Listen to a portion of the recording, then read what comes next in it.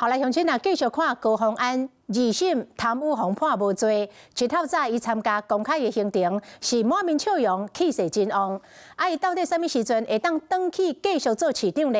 内政部下晡已经来回函了，讲高虹安明仔载就会当转去新竹市政府办公了。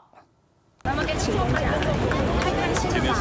表情看起来轻轻松松，和边的人欢喜伫咧开讲。当天一个新竹市长高虹安，将二审贪污罪红判无罪，加当工透早随参加公开行程，人看起来较无压力啊。是啊，今天心情怎么样？天气不错。两边节目在地民众和当地民代热烈欢迎，和高虹安亲像伫咧行星光大道，气势真旺。高虹安的市府办公室门口嘛闹热滚滚。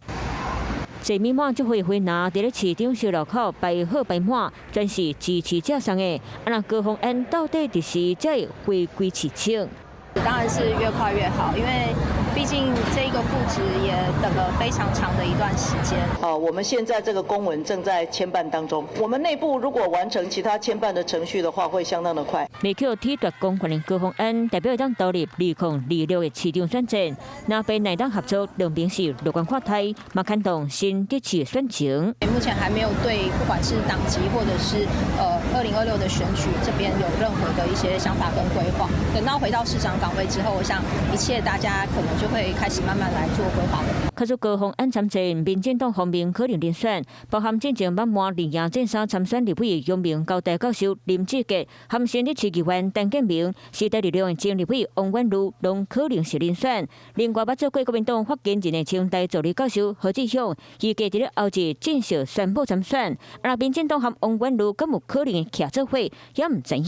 近期我们也多多少少听到了一些声音，然后也把我列入了可能的考虑之内。那我当然很感谢各界的看重，那我们自己做好该做的事情，然后持续来准备2026。就算高虹安的案也有变数，不过这一遍司法判决大反转，已经为新竹市2026的馆长之称添加愈侪变化。Hello， 我是林仙怡。想要抢先掌握最及时的新闻资讯吗？赶快订阅、按赞、开启小铃铛，锁定华视新闻 YouTube 频道。